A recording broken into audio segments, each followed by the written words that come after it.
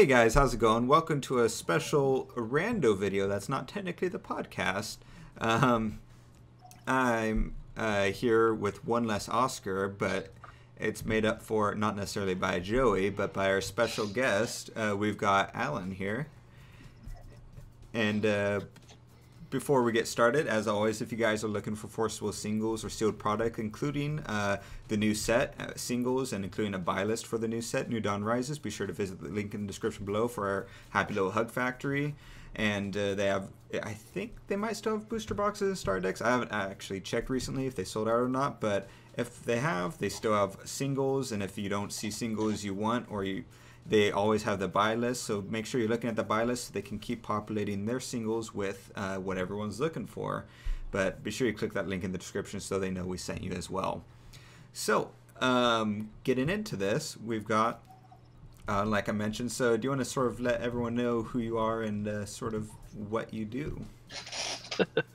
Well, my name is Alan Hicks. I'm the owner of Geeky Gummies, local game store in Bartlesville, Oklahoma. What do we do?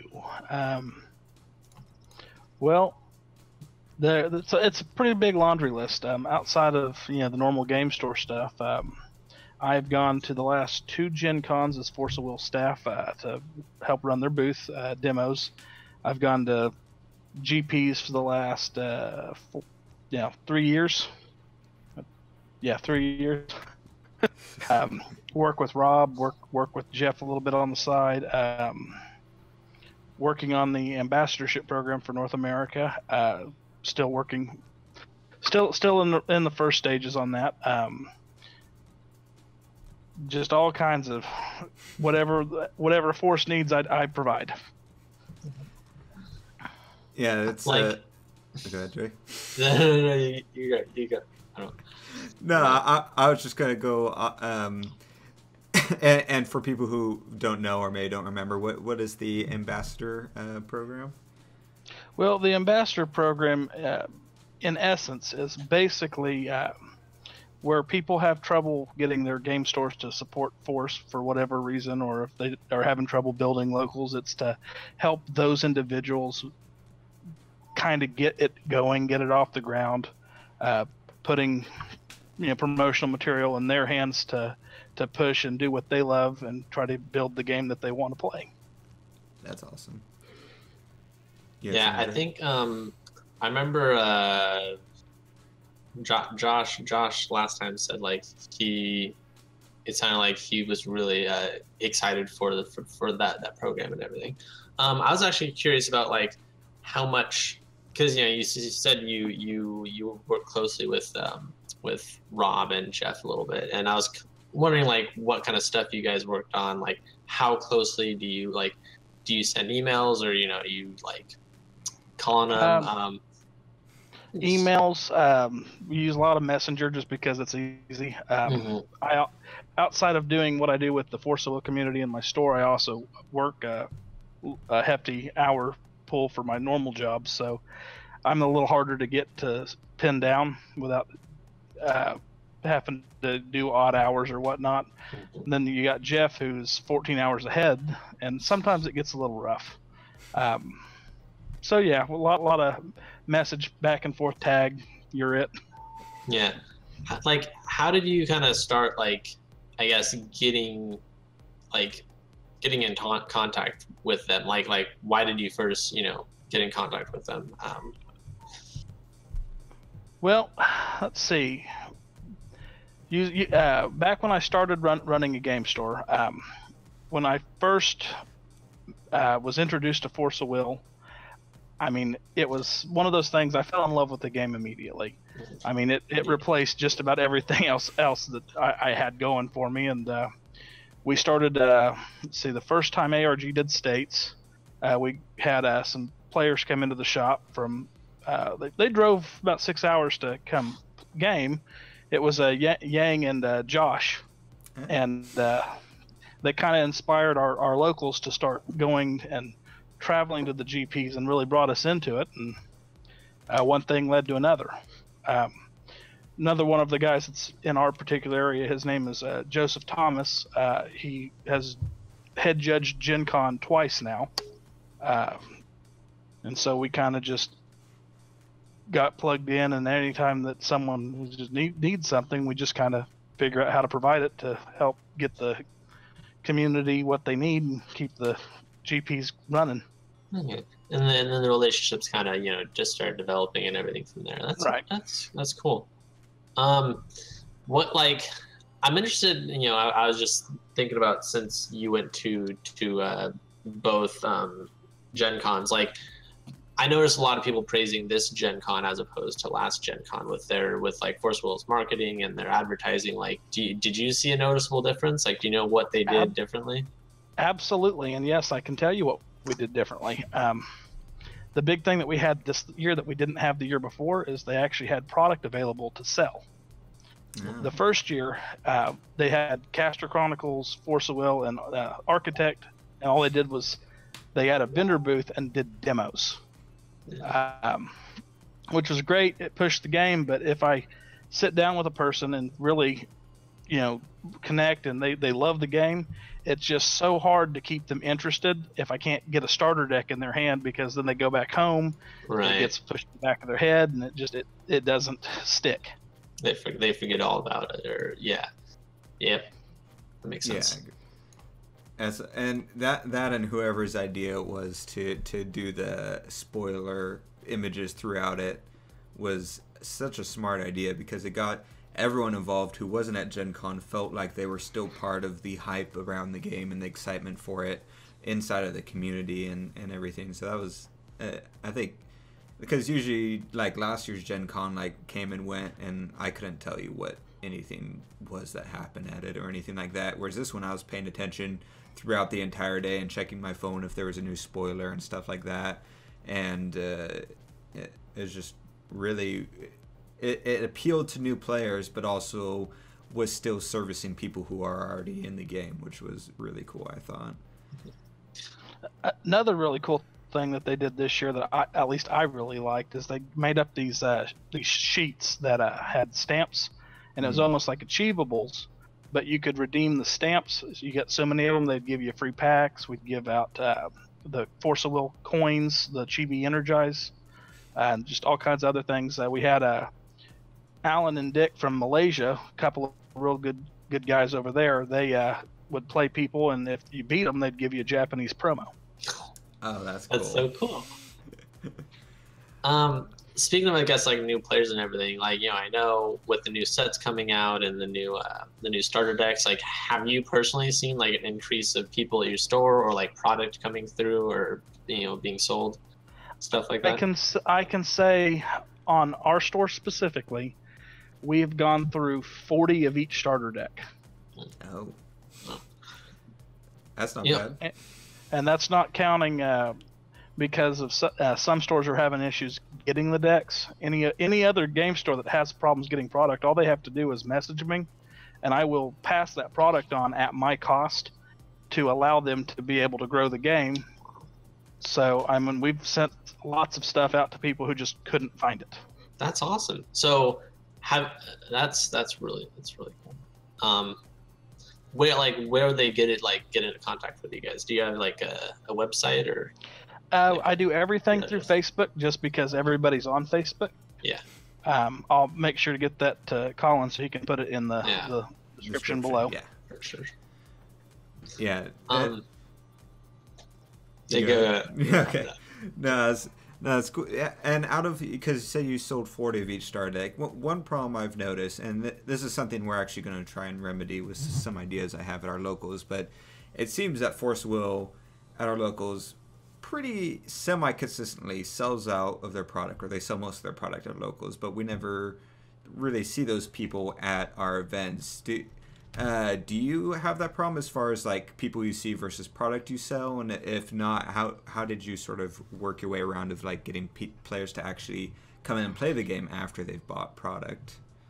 Well, I'm not going to lie. We do have, I'm not going to call it a problem with the kitchen table community, because we do certainly have a lot of those guys. The big thing from my point of view where I sit is anytime that we're selling out a product or moving product and having to make more orders, even if they're not showing up and playing, that's still getting force out there. Eventually, if you build it, they will come. I mean, it's just a matter of keeping consistent, paying attention to your community. If your community wants Wanderer and you're pushing new frontiers, then you're not going to get participants. Yeah. What creative. And speaking of that, what out of curiosity, what is the sort of size of your Force of Will community at your store? Locals, we average somewhere between 8 and 15 players. Oh, nice.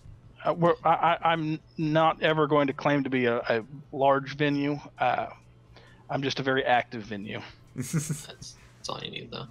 Yeah, eight is a nice number to have as a rough minimum. We haven't had that in a while. So, or you had a question, Joy, before I went? No. I mean, I thought about like, I guess like as a store owner and a distributor, like, what do you think Force of Will has been like doing well lately, and what do you think, I guess, they've been kind of lacking on, or they could be doing better?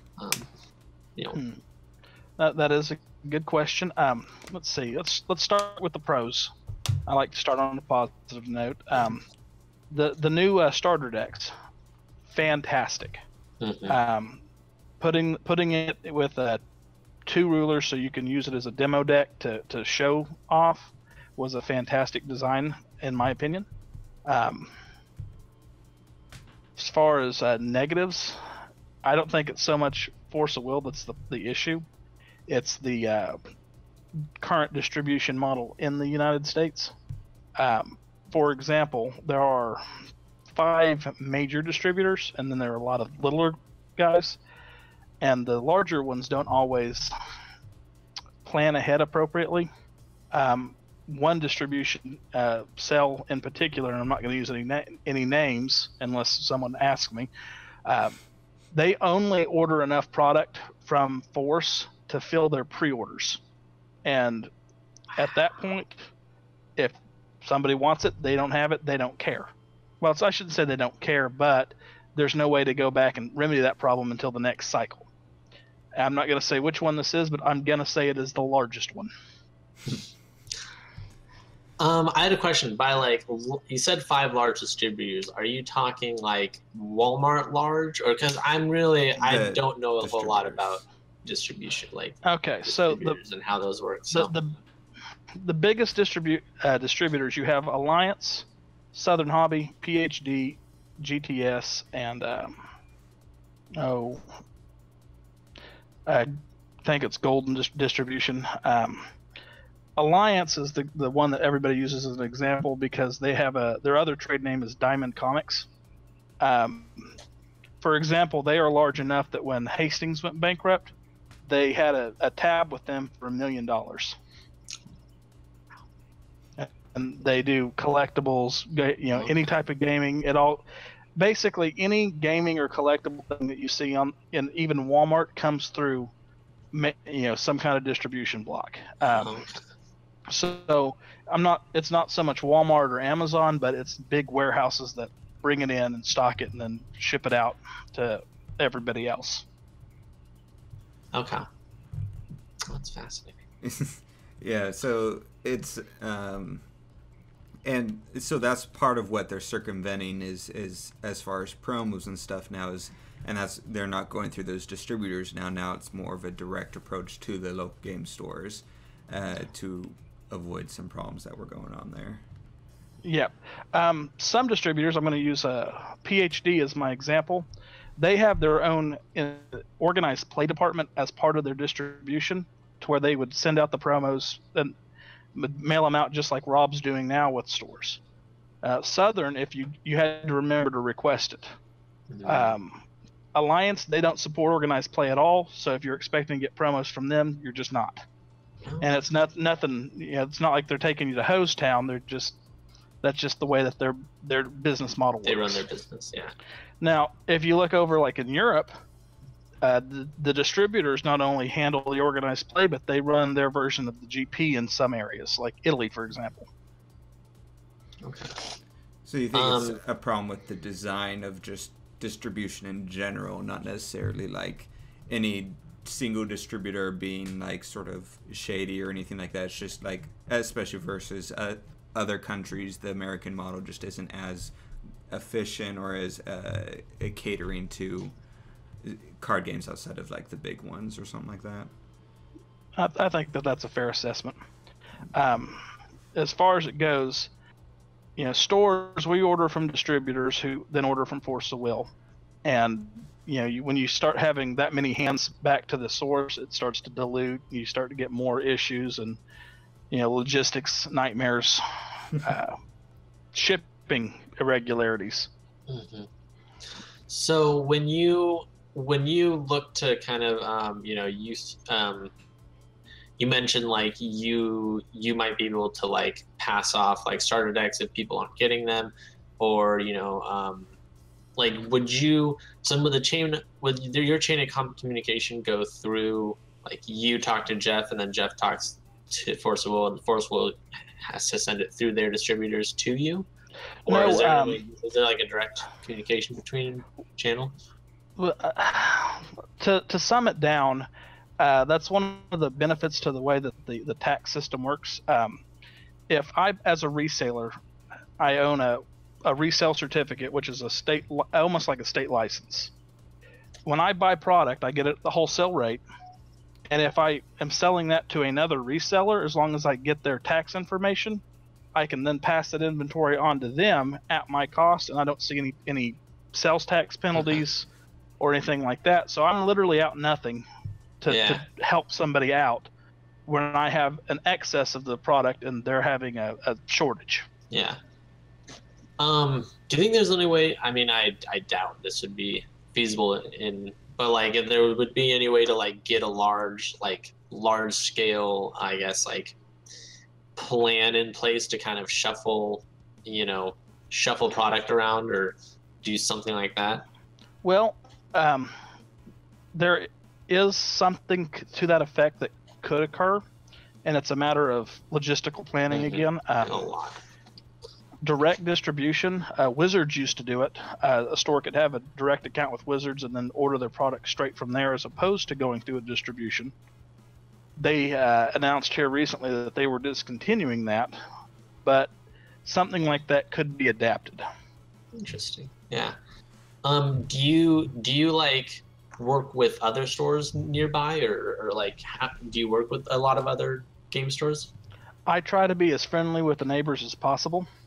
I know that there's a large city south of me, Tulsa, Oklahoma. They're about 45 minutes, and there are 9 game stores in that area, and I'm on first name basis with everybody. Because if I don't have it, I'd much rather send the customer to another game store than to Amazon or to TCG Player when I can avoid it. Yeah. And I think that with as small a community as the game store industry is, we're much better off working together because everybody benefits. I mean, if something as small as paying attention to the neighboring stores, hey, they're doing, an event on Saturday, well then let's do our event on Friday so people can play in 2 places at once as opposed to dividing the community. I mean, that's something relatively small, but it's a great example. Yeah, and I've seen, because I think like a couple years ago I was playing Magic, and I remember hearing people like saying like, okay, so we're going to go to this pre-release, and then like tomorrow we're going to drive down to like Sacramento and like go play in their pre-release. And I think that's such a good example of like, properly spacing out your events so that everybody gets a good chance. We've even done that. We went to a pre-release at one place and then went to another one the next day, and then Oscar went to another one that was later in the week at a different place and stuff. So it could be pretty fun. That's crazy to me, but it's really cool. But a random or question I was thinking of is, so we have this. So you've gotten sort of a good idea. Now that we're sort of calming down, of the selling a bunch of the booster boxes and star decks and everything like that, how and one thing that has sort of plagued Force of Will is just sort of local game stores and stuff is mistrust of Force of Will and stuff like that. And since you've been around for quite a while, have you ever had problems with the game as far as like getting product in and then it not selling or losing money on stuff, or has it always been pretty good, and has it gotten better as of late? Well, in my particular instance, and I'm probably an outlier as opposed to the example, I don't order pallets upon pallets of product and expect it to move like, it's Dominaria set, because it's just not going to happen. You need to pay attention to your customer demand and don't over order. I think that everybody makes a mistake of treating not just Force of Will, but every other game that comes through, be it L5R or Star Wars Destiny, but they try to treat it like they do the Magic. When you can't, they're not the same game, and they're not going to have the same outreach. It's different markets, and it has to. If you don't keep that in mind and you just mass order, you're going to get bit. Mm-hmm. And that's probably, at least from where I sit, where I've seen a lot of the biggest issues is, using Grim Cluster as the example, since that's where everybody ends up going anyway. TAT, CMF, and NPR all sold really well, and so the natural assumption was that the next set coming out was going to be just as good. So people speculated, ordered way more than they needed, and then when it didn't go well, they were left holding the bag. Now, as a side note, I've noticed, at least when I log in and look at because I have more than one distribution account, because some stores only carry one or two, but I like to be where I can get product from anywhere if I need it. That way, if we run dry in one watering hole, we can pick another. But if you look at some of the release notes, like for Force especially, it'll tell you how many cards are in the set, how many rulers, how many types of this card. And when you look at this information, you can then go, oh, well, this is a normal set. Oh, this set has 57 cards. Maybe I don't need to order 19 boxes of it. Yeah. So I was actually, that was going to be one of my next questions, I guess. Do you think other stores as well, like, do you pay attention to, I guess, the meta of what the next boxes are going to contain?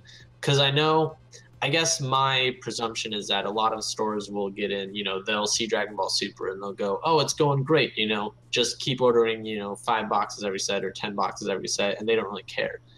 But if they're looking at patch notes or they're looking at spoilers, they might see, hey, this set, people are not very interested online with this set, or, I know. Yeah, exactly. And like, I know, especially, did you know coming into this, this next set and the starter decks, like, did you know this was going to be selling hot? I guess, do you follow those trends with like a lot of your games, or? I absolutely do. I think one big issue that most people don't necessarily think about is I don't have a employee base. I do most of everything myself. Okay. I've got 2 guys now. But look at a larger store that has 6, 7 employees. Your owner may be the one doing your ordering, but your manager's reporting back to the owner, who's not necessarily keeping up with everything. Hey, this is what's doing well, this isn't.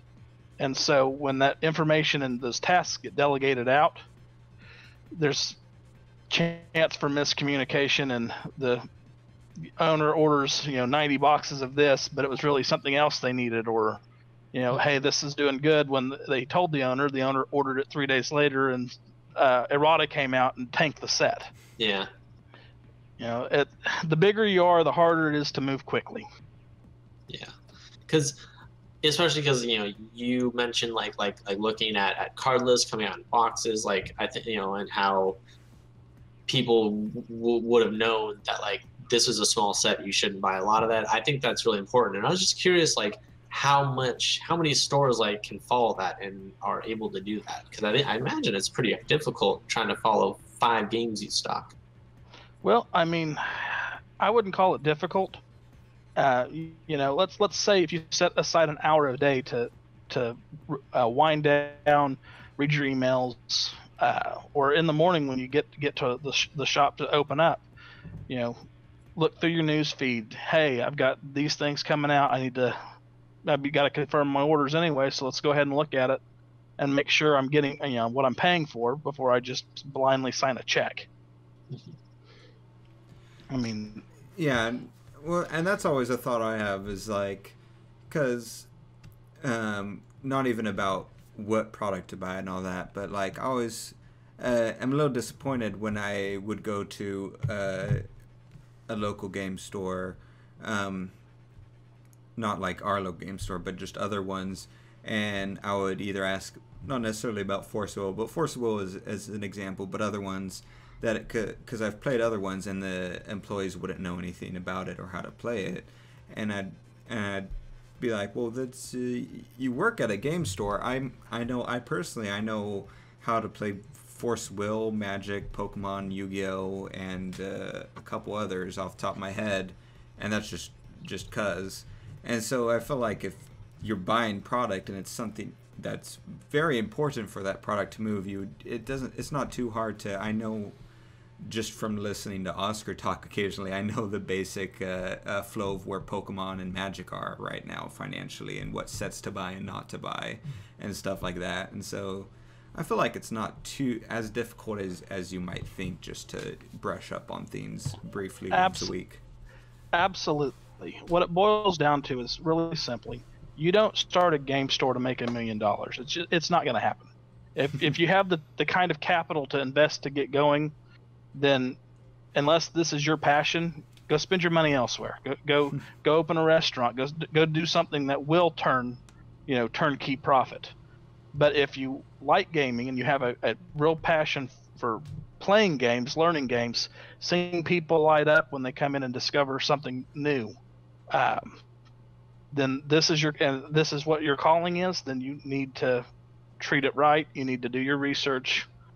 If your employees are apathetic and treating it just like their job at Sonic and not keeping up with games, then you need to find new employees. Mm-hmm. I mean, if you're getting to work at a game store, the least you can do is try. Oh, yeah. Yeah, I agree. So, oh boy. So you've done. Is there anything? So you've worked with Force of Will a little bit here, and I think we kind of touched on this, but I don't know if you've seen some of our other stuff of our different both praises and complaints about different things that Force of Will does. Is there anything that you wish they could do, or anything that people have asked them to do that you know that they can't do, and there's a good reason that would be sort of people should know about type of deal? Anything that people should know about? Well, I mean, the first thing you got to remember is that Force of Will is a Japanese trading card game, which means most of their staff are, you guessed it, Japanese. They're a world away, and some of them are probably working in such a capacity that they don't have the opportunity to travel worldwide and see how the markets and things are in other areas. I mean, that's why we have Jeff after all. And he does a fantastic job, but you got to remember, he only has so much authority delegated to him through the company. And so whatever he gives us or doesn't give us, it's usually a matter of what he is or isn't allowed to say or do. And I notice, especially with our very active Facebook group community, that sometimes people don't like the answer they get, and it can transpire and to something that's just not very pleasant.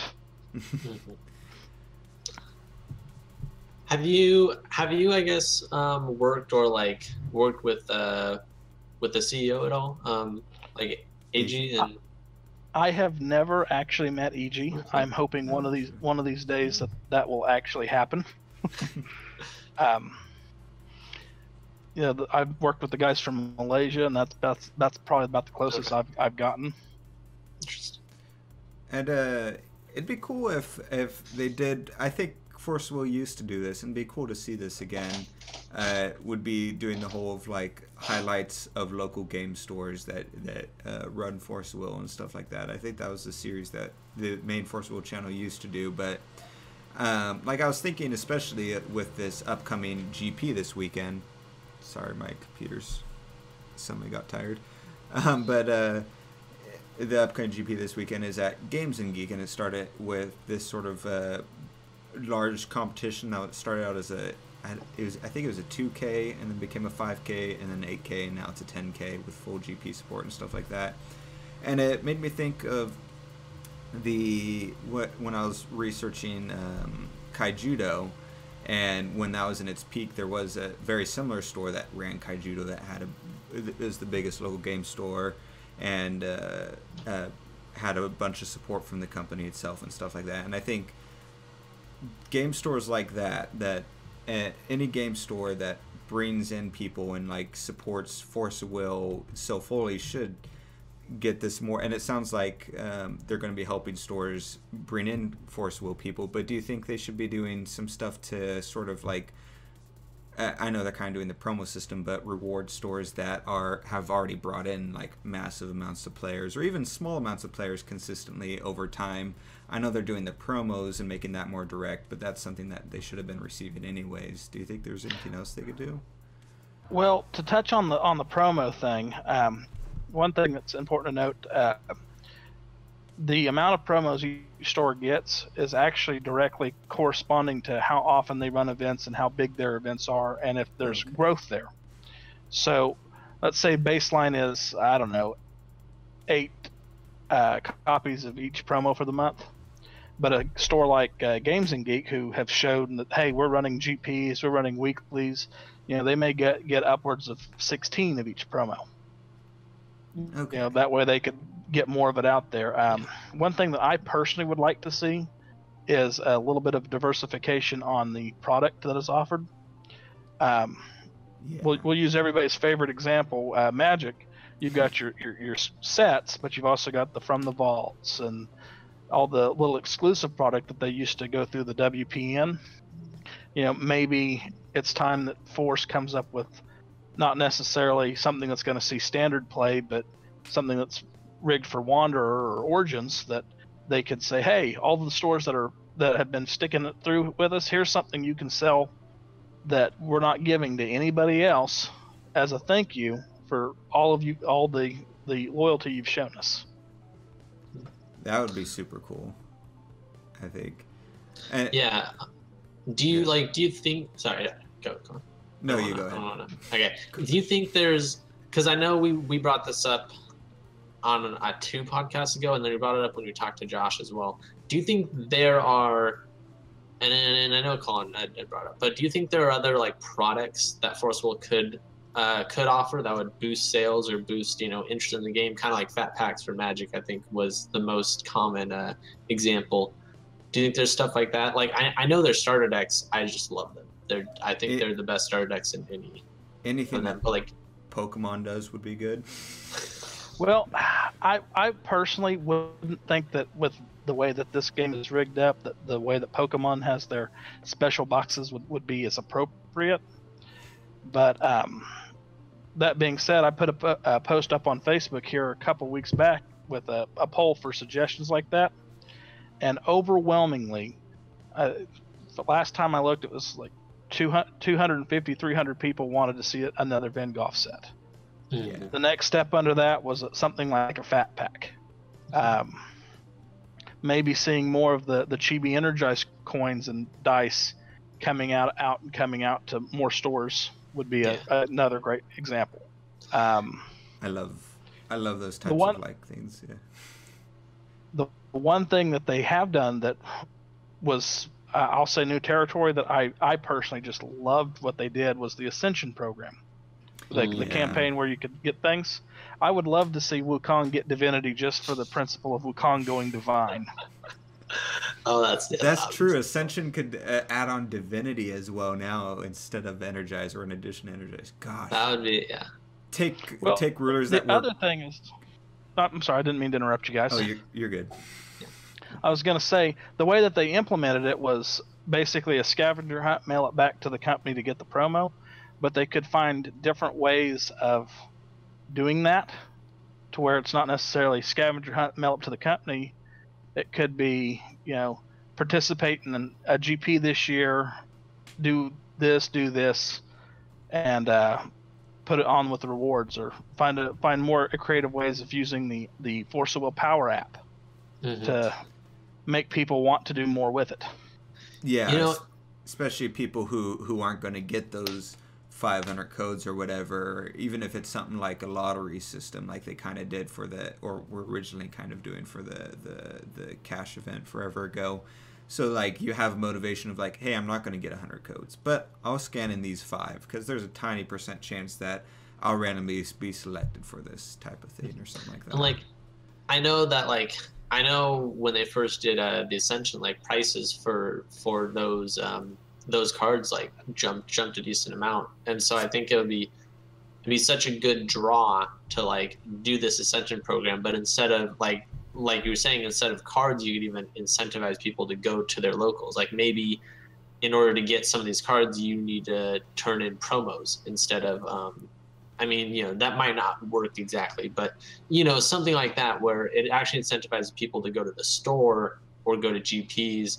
Instead of trying to bump up prices of cards, turning in cards makes sense that like you can get, maybe something like PAX codes or PAX skins, or you go special cards like that. Going to your locals is where you get this specially designated envelope, and that's the envelope you have to mail in with the cards to get it. So it's a combination of getting the cards and going to your locals, because getting the cards was great, especially if there was a couple cards on there that or a decent amount that were just complete dirt value cards, and all of a sudden those cards became super value, and it helped the secondary market. All of a sudden all these stores that never were planning on selling these cards were sold out and bumping up prices and getting way bigger returns on these complete crap cards and stuff. And I thought because that was such a cool boost in like card sales, it could translate over to something like that.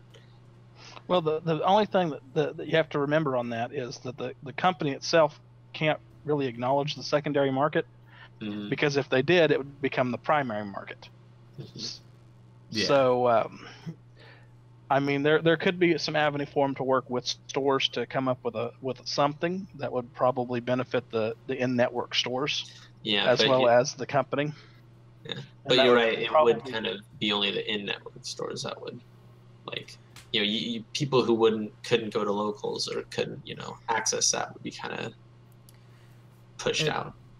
Before we get too far off of it, going back to the Vingolf, if they were to, well, hopefully they are coming out with the Vingo 4, but when that comes out, both as a active participant in the game and also as a store owner, do you think they should take a similar approach to Vingo 3, where they, as far as how many they printed, of it being such a low, made it get such high demand? Do you think they should do more than that? Because we also want to avoid overprinting like Vingolf 2 and stuff. Like, what do you think is the correct avenue? On that, I don't think so much that it was a matter of over or under printing, because they're for example, Vingolf 3, a lot of the bigger distributors are out, but I can point to 3 other distributors that still have them in stock and weren't able to move them. The problem is with the amount of orders and whatnot, the distributors they're afraid that they're not going to be able to move them, so they just don't order as many of them. And so you could have 4 pallets sitting in a warehouse somewhere that nobody remembers because nobody actively asked for it. The biggest thing is get your pre-orders in, reserve the product, and the more stores will do that, the easier it is to be able to get the baseline on the market. So they go, oh, we moved nine pallets of this product, so this next set we need to print 10. Yeah. Do you think, I guess speaking of like moving product, do you think this recent set is doing well enough to where like people are looking at the baseline and saying like, hey, Forceful is getting better, and they might decide to start selling it more, or paying more attention? I am hopelessly optimistic with this new set. Everything about it has been done so well. Yeah. I mean, we've even got and at least I know of 2 distributors right now that have the pre-orders open for the next set already. And yeah, that's true, because I guess even Happy Little Hug Factory opened up pre-orders for the next set. I totally forgot about. And you see one of my players sneak by behind me. He's testing his ISIS Desert Heat. Shout out to Geektopia. Oh, nice. Yeah, no, that's funny because Oscar was super hyped about ISIS and dropped her pretty quick. She's fun. I'm a fan of her. I'm a fan of her red support and stuff. Like I really love her activate abilities. Super, but before I get sidetracked on that, but yeah. So are you with the only thing that I'm worried about is because people were really hyped about this set and people bought it out and all that stuff, and there was even problems of it selling out in a lot of places. My fear is that we're going to go into set 2 and people are stores and distributors are going to take that and order more for the next set, and it could very well sell more. But part of the reason I think this one sold is because a lot of people are just really hyped about this cluster, and so they're overbuying and stuff. And once they realize that you only need 2 or 3 boxes, people are going to probably pull back from how many. But not that they're like pulling back because they don't like the set, but they realize they don't need to order an entire 6 boxes like they used to and stuff like that. So are you afraid of like it hitting that wall again where all of a sudden everyone's going to over order the next set or next couple sets or something like that when the demand is still high but might not be as ridiculously high as people are going to project it? Well, that is a fair question. I don't think that that's going to be such an issue. With the market is expanding. We're seeing more players join every day, and whereas hypothetically, we'll use the example, Colin, whereas maybe you won't pick up all 6 boxes and will only take 3, but the new guy that started in, he'll be happy to pick up the other 3. Yeah. So sometimes you got to push quality over quantity, or I got that backwards. Sometimes you got to sell to more people than to one person. Right. If you can sell one person 6 boxes, or you can sell 6 people 1 boxes, sometimes the 6 people in 1 boxes will be better. And hopefully with more people coming in, that's what's going to be happening. Well, yeah. I can say, at least in my limited market here, that we've seen it. Yeah, that's good. That's really good. I had a question I was thinking of. Why I think of that? Was there anything that you wanted to sort of talk about or touch on, both either as a store owner or as working with Force of Will or anything like that? Well, I mean, the biggest thing that I wanted to make sure to get on here and put out to the world, so to speak, is there's a lot of examples of good store owners and bad store owners, and I think everybody gets into the rut of arguing, examples rather than facts, and they go, oh well, the stores are what's messing up, and they're not ordering the product, or the primary market's not producing the product, when it's really a matter of everybody needing to work in a logistical manner in one direction to be able to get what everybody wants. The problem isn't Force not printing things. The problem isn't the distributor not ordering things. The problem is everything adding together making a bigger problem, and then everybody arguing over whose fault it is and not actually fixing the issue. That's good. That last part's a good point. I did notice a lot earlier you said one of the ways Force is going to build themselves is just stability, and I think that's a good point of like everyone working towards one goal. It's like keeping that stability and that makes sense. Well, I mean, a great example is everybody remembers the crash when MOA came out. But if you think about it, I mean, really think about it. If Force wasn't going to be a stable game that we could rely on, they would have went belly up then. Mhm. We wouldn't be here 2 years later arguing about, you know, who's better in a bikini, Loki or Isis, with the new Valhalla, if they haven't been making adjustments and fixing things over time. You know, I do think it's interesting that Force, you know, if we look back at it and we look at all these things, you know, you can mention like Reflector Frame and then like Prisha, and like they've had at least like 3 or 4 points like Sherry where people, you know, you could easily point to this and say that, you know, if they weren't, like you're saying, if they weren't stable, this is where they should have gone belly up. But you know, they've pushed past a lot of this, you know, these bad parts, and are still, you know, coming out pretty good. So I mean, EG persisted, and he's kept it up, and I think he's delivering, you know, a better product now than he was then. Yeah, taking everything he's learning and growing and doing better. I hope so. Yeah. And I mean, it also helps that he's got such an amazing left hand with Jeff.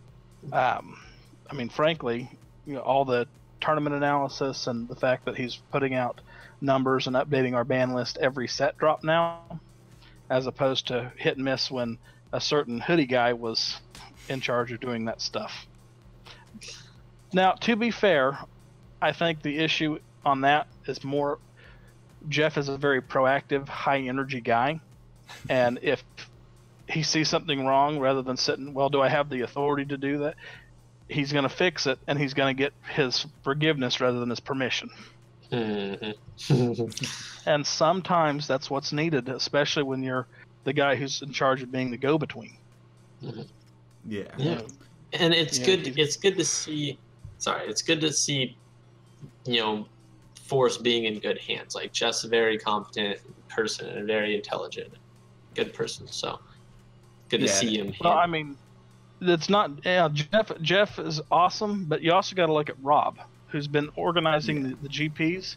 I think he hasn't gotten a fair shake either. I mean, let's look at Denver this last year. It changed how many times? But that wasn't Rob's fault. That was the venue that kept saying, well, we oversold the space, so we're going to have to give you this instead, and not giving him a word edgewise after taking his money to set it up. And he persisted, and he got everything in that he could get done. But everybody wants to send him the hate mail because, oh, well, you changed it, so now I can't go anymore because I've already turned in my vacation. When in reality, he's just the guy taking all the abuse for some other wagon, you know, doing what they do. Yeah, no, especially after I had talking to Rob when I went to the GP, is I wish they would give him even more to work with, because he had some great ideas for stuff he would want to do with GPs that would really like sounded super awesome and things that I would love to see implemented. But he does a lot of stuff, and he knows what would need to be done to help grow it even further. But where do you think the change for having stores running GPs came from? Oh, the new change that just happened.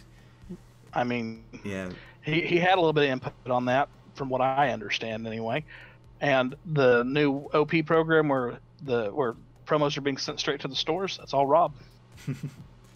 Yeah, the promos being sent to the stores is super awesome. I was really happy about that. See, I remember Oscar, when Oscar first brought it up, it sounded like he was skeptical, but I'm trying to remember when he first brought it up, and I think a lot of people were a little skeptical about it. But about the promos being sent to the stores? Yeah. I can't remember. I think there's like a couple Facebook posts in the US group, and I forget the reasoning behind it. It was super weird, but no, I thought it was great, because one of the biggest complaints was always distributors not getting the promos or not sending out the promos and different things like that. And this not only circumvents this, but also simultaneously circumvents it and rewards stores at the same time. And it's a double, hit two birds with one stone type of solution, which was super simple, but like it accomplishes so much, I think. And it's probably why they've been holding on to those time spinning witches, because they didn't want to send those through distributors when they knew they were going to be sending them out later. Well, to be fair, and I'm going to be very specific about this, We know that one of the largest distributors specifically does not get promos because they won't take them. They won't support organized play. It's not what they do. Yeah. It's also important to remember that for a store to become a member, so to speak, of the distribution network, there's an application process that usually comes with credit checks and sometimes pictures of the store. In fact, I don't know if you guys watch the Alpha Investments channel at all. Rudy just put up a video about opening up a store here just a couple days ago that hit the nail on the head with distributors trying to make sure that you are indeed a brick and mortar and that everything is the way you say it is. Now, the guys that are online that don't have a brick and mortar, they have other avenues of distribution where they can get their product, but those don't always come with that kind of OP stuff as well, since the OP was intended for brick and mortar. Mm-hmm. So, looking at anybody who primarily does their online stuff, the chances are going to be that they're not going to get the promos to send out because they weren't judged as a brick and mortar. Right. I mean, and like how would you give out promos that people are supposed to get from playing locals? Like if you're in an online store, that makes sense. Well, the big thing is the online store needs to be open and honest about that up front, and say on the sale ticket, hey, we aren't going to be able to give you time spinning witches because we don't have them. Mm-hmm. Then people will be able to make an informed decision by where they're going to get what they want. Let the market decide who's selling the product, and maybe then, if that was the case, brick and mortar sales would have gone up, and then more orders would have got put with distributors, and then you'd start seeing more product availability. Yeah. You touched on, what have you been keeping up with all the things that Rudy has been doing with Forcewell and buying out all the old product? I was just wondering what your thoughts were on that. I personally love it. I mean, think about it. He bought everything out of specifically MJ Holdings, which is the company that puts product in Walmart, Target, etc. Okay. So that first off took Forcewell off every Walmart shelf in the country, and now he's putting it in players' hands, which is getting it out of warehouses. Yeah. It's not in warehouses to where he says, hey, I've got 90 pallets of this, so I have to sell it at $16 a box. No, he found a very creative way to bundle up the stuff and get it out there. Furthermore, I think we all know that a majority of I'm not going to say a majority, but a fair number of players aren't card sharks in the way of putting everything in value binders and double sleeving. And so people are going to get that product, open it up, it's going to get wallered around, it's going to go missing, get thrown away, get damaged, and the cards out in the world are going to shrink to a point eventually you're going to start seeing value go up. I almost want to get one of those bundles he was selling too, because it wasn't a bad price for everything. It wasn't a bad deal at all. Yeah, it's cool, and just like having that sort of, even if the value wasn't there, like getting that giant box of all that stuff and just opening old Forcewell product just would have been like a fun little trip to go on. Yeah. Well, I know for me personally, I've got a vault in the other room where I've got a sealed box of CMF, TAT, and MPR, sitting there in good conditions to keep from getting mildewy. That way, one of these days, it can be cracked open for a special Christmas event. That's awesome. I remember when we first started. I think it was Vingolf 1, and they had the whole dual stones. And I remember thinking, if this game goes on long enough and it's anything like Magic, these things are going to be worth an absolute mint in like 10 years. Like I was, and who knows, now, but I was kind of laughing like, man, they're like doing dual stones, like just like Magic had, like alpha dual stones or dual lands. A year ago, they, online they were averaging about $1 a piece, and if you notice, prices have been slowly coming up a little bit. Yeah, I probably should have bought more. They went down for a bit, because I remember like Vingolf 2 boxes hit like $18 or something for a bit, and I bought. I bought one a week for like 2 or 3 weeks, just because I was like, well, I'm getting at minimum my value in stones, and then I basically just seen what hollows are in the box, because I really wanted like the pregnant lady as hollow and stuff like that, and I ended up getting it, so that was cool. But it was, and I know I checked later on because the value went back down again. I think it still is right now at like that $18 mark. And it's no longer worth its value. Or at the time I had looked, the value was not there anymore for the dual stones. But I'm hoping that value, if they're going back up, that it might get back at that point again. And that's sort of my barometers for checking the dual stones is, do they value or outvalue Vingolf 2? And that's sort of my barometer of how good the market is for those. Well, and I think for example, me, getting like Vingolf 1 stones, like dual stones, are probably gonna, let's say in the future, 5 years down the line, they're probably gonna be worth a decent amount. But like, if you could have gotten like full art, I think, did CFC have full art dual stones, or did they just have like texture? Okay. Yeah, that's when so like if textured, like I bet those would be going worth, the actual like real nice ones. But just stuff like that. Yeah, I think it's interesting to think about in the future. We'll probably wrap this up here. Any final thoughts before we wrap it up, though?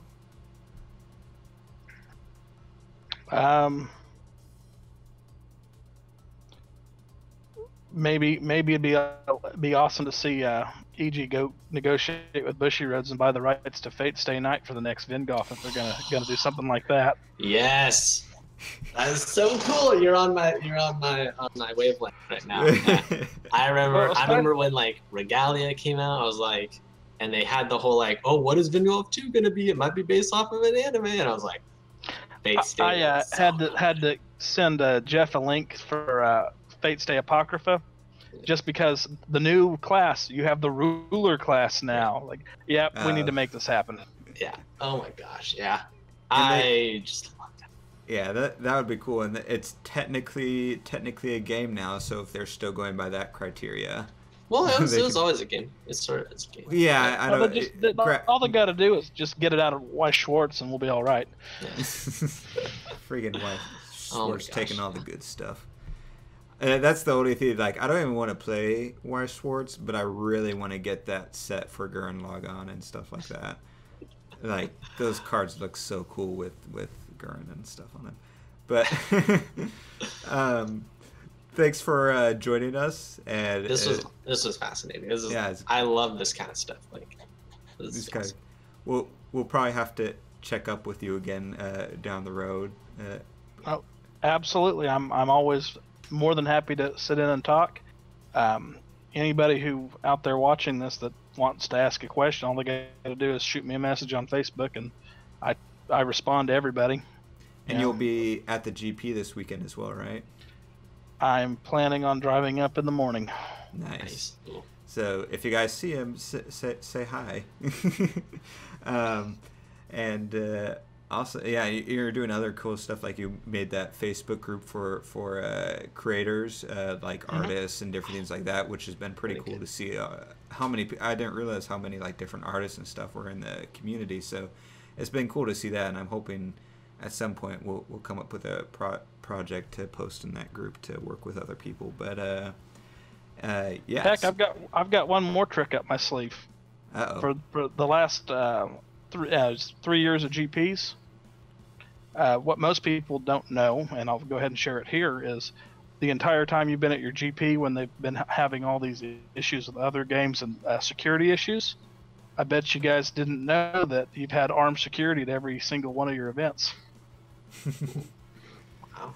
That's right. I remember you telling me that. I was like, huh. Yeah. My day job, I run security operations for a Fortune 500 company, and so I talked to Rob, and we got the hookup so we could have some guys around to dissuade any problems from occurring. That's really cool. Oh my gosh! So now I want to go into more about that. You guys were super safe. Oh yeah, always.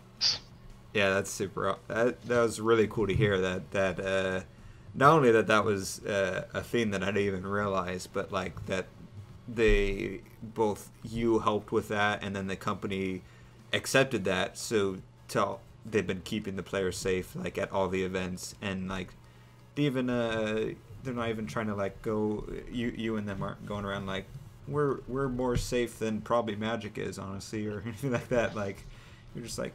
It's just a default thing. That's because safety's not a game, purely and simply. And I mean, there's a certain advantage to having it and not knowing it's there. Yeah. I mean, it keeps everybody on the level. There's no one having any issues. If an issue arises, it's discreetly handled. The big thing is that it doesn't interfere with the event or the fun that everybody's having.